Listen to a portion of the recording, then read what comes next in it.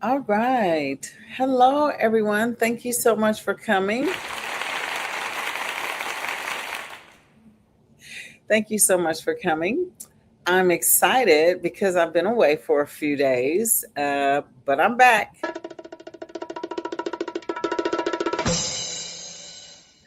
All righty. I am a little anxious because I've been gone for a few days. Okay, enough of the antics and whatnot. So, thank you guys so much for coming back. Today, we are talking about L. L is for loneliness.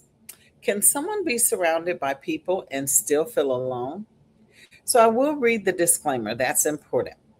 This contact is provided for general and educational informational purposes only.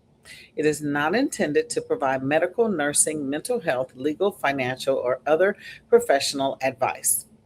Individual needs may vary, circumstances may vary. Any persistent changes in mood, cognition, appetite, sleep, social interaction, behavior, or daily functioning should be discussed with an appropriate qualified healthcare or mental health care professional. This content should not be used to diagnose or treat any condition. In a medical emergency, always call 911. Okay. Hello, everyone, and welcome back to Caregiving Made Simple, presented by Two's Company Companion Care and Servants Who Care. Today, we are continuing our ABCs of Caregiving, and today's letter is L. L stands for loneliness. And I want to start with a question. Can someone be surrounded by people and still feel completely alone? Well, the answer is yes. And I think that it is one of the most important things that caregivers and families need to understand. Being alone and lonely are not necessarily the same thing. Someone may live by themselves and feel completely content. Another person may live in a house full of people and still feel isolated, forgotten, or disconnected. Loneliness is not simply about how many people are around you, it's about connection, feeling seen, feeling heard, and valued, feeling like you still matter. As people get older, there can be a lot of changes. Maybe they retired from a job they had for 30 or 40 years. Maybe their friends have moved away. Perhaps they have lost a spouse. Maybe they can no longer drive. Maybe getting out of the house has become more difficult. Maybe their family members are busy working, raising children, and have responsibilities of their own. None of those things necessarily mean that someone does not have people that they love, that people that love them, but their daily connection with other people may have changed dramatically. And sometimes we don't recognize that. We might say, Mom is fine. I just talked to her yesterday. Or Dad has everything that he needs. But having groceries in the refrigerator, medications available, and a place to live does not address the need for human connection. Sometimes what that person really needs and wants is simply someone to sit down and talk to them. And that means we have to learn how to listen. Not just listen long enough to answer, listen to understand. Instead of always asking, How are you? Try asking something more specific. What was the best part of your day? What have you been thinking about lately? Is there something you've been wanting to do? Who have you been missing? What would have made this week a little more enjoyable for you? These questions can open a completely different conversation. And remember this, connection doesn't always have to be complicated. It can be drinking a cup of coffee together. It can be going outside and sitting on the porch.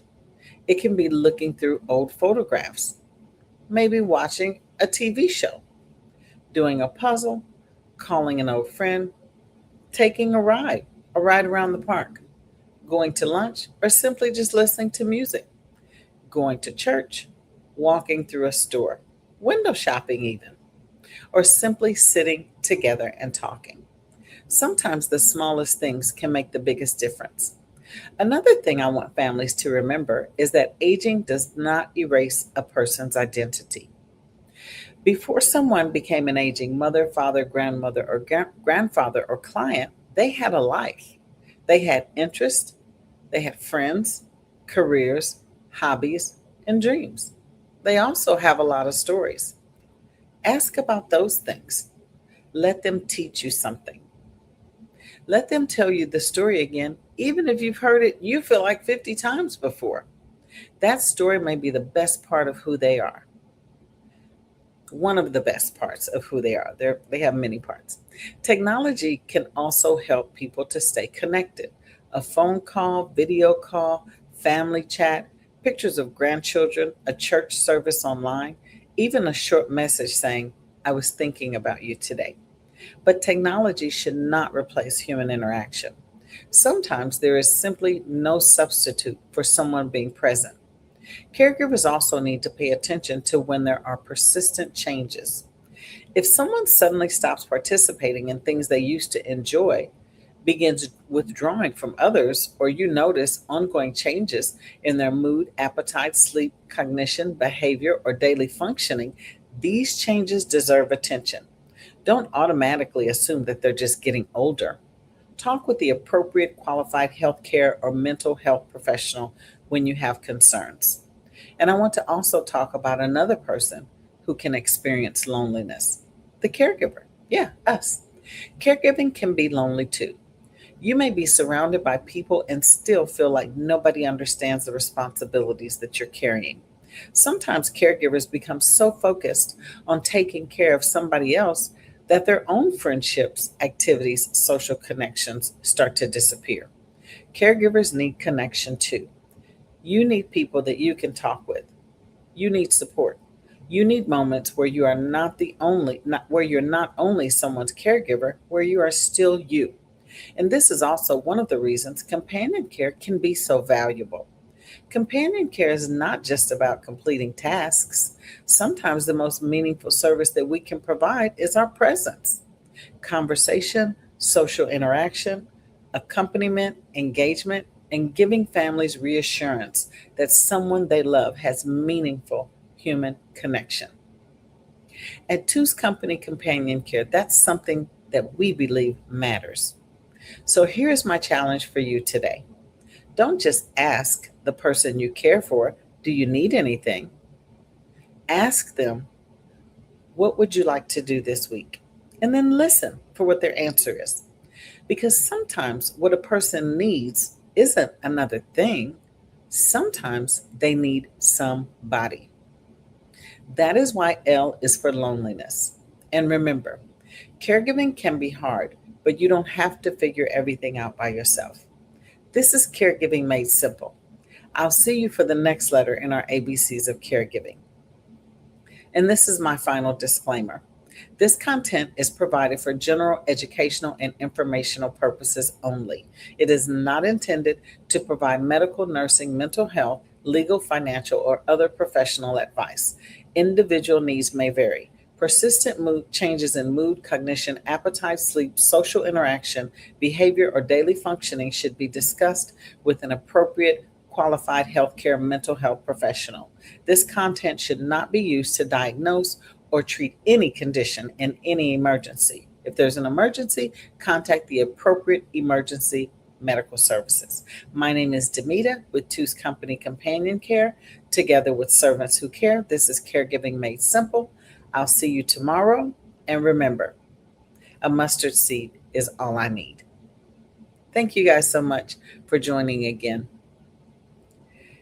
And I can tell you that I have experienced loneliness in my life. And loneliness can be very isolating if we allow it to. Sometimes outside situations can really get to you and you just don't want to be around anybody. But we all need humans. We all need other people. Shutting down is not the way to deal with it, because you'd be surprised. Sometimes we feel like what we're going through, we're the only person going through it. Not so. There's nothing new under the sun. So open up, be willing to listen, be willing to learn, and be willing to seek help if you need it. That's all for tonight. I appreciate you guys so much for sharing your time with me. I look forward to seeing you again tomorrow. God bless you and keep you. Have a wonderful night. Bye-bye.